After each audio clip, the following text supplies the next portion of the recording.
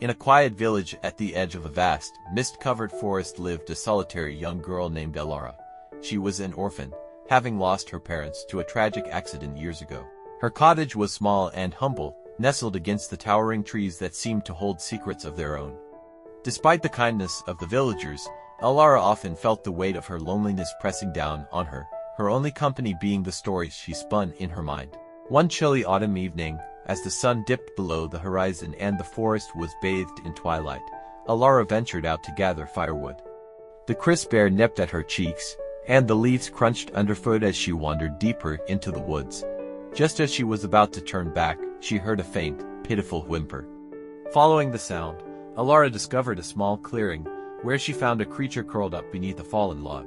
It was unlike anything she had ever seen: a tiny dragon, with shimmering scales that glinted like emeralds and wings that were tattered and weak.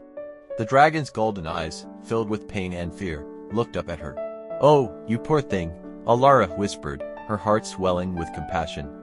She could see that the dragon was injured, its delicate body trembling with exhaustion. Without a second thought, Elara wrapped her cloak around the fragile creature and carried it back to her cottage. The dragon was light, its frame thin and malnourished, as if it hadn't eaten in days. Elara could feel its heart beating rapidly against her chest as she hurried home. Once inside the warmth of her cottage, Elara gently placed the dragon on a soft blanket near the hearth. She fetched some milk and warmed it over the fire, offering it to the dragon in a small bowl.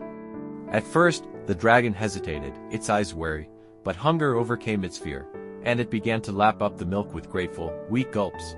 Over the following days, Elara cared for the dragon with unwavering dedication. She tended to its wounds, fed it nourishing food, and spoke to it in soothing tones. She named the dragon Orin, after the golden sheen in its eyes. As Orin grew stronger, Elara found herself no longer feeling the crushing weight of loneliness. For the first time in a long while, her cottage was filled with warmth and life. Orin, in turn, became fiercely protective of Elara. Despite its small size, the dragon would puff up its chest and spread its wings whenever it sensed danger, though it was still too weak to fly. Elara laughed at the sight, her heart swelling with affection for her newfound companion. As the seasons changed, so did Orin. The dragon grew stronger, its scales shimmering more brightly with each passing day. The bond between Elara and Orin deepened, and the once lonely girl found herself part of a family, even if it was just the two of them. One crisp winter morning, as the first snow began to fall, Orin surprised Elara by lifting off the ground with a tentative flap of its wings. It was a wobbly flight, but it was a flight nonetheless. Elara clapped her hands with joy, tears welling up in her eyes. "You're flying, Orin, you're really flying," she exclaimed, her voice filled with pride and happiness. Orin circled above the cottage, its golden eyes gleaming with triumph. The dragon landed gracefully beside Elara, nuzzling her cheek with a soft purr. Elara hugged Orin tightly, feeling a sense of contentment and love she had never known before. As the years passed, Elara and Orin's bond only grew stronger. The dragon became a majestic creature, large enough to carry Elara on its back as they soared through the skies above the forest. They explored the world together, sharing adventures and creating memories that filled Elara's heart with warmth.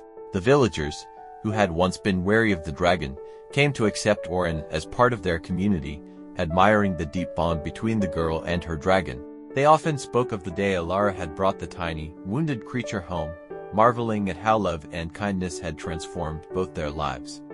Elara, who had once been so lonely, now had a family that was unconventional and magical, but a family nonetheless. She no longer felt the ache of solitude, for Orin was always by her side, a constant source of comfort and joy.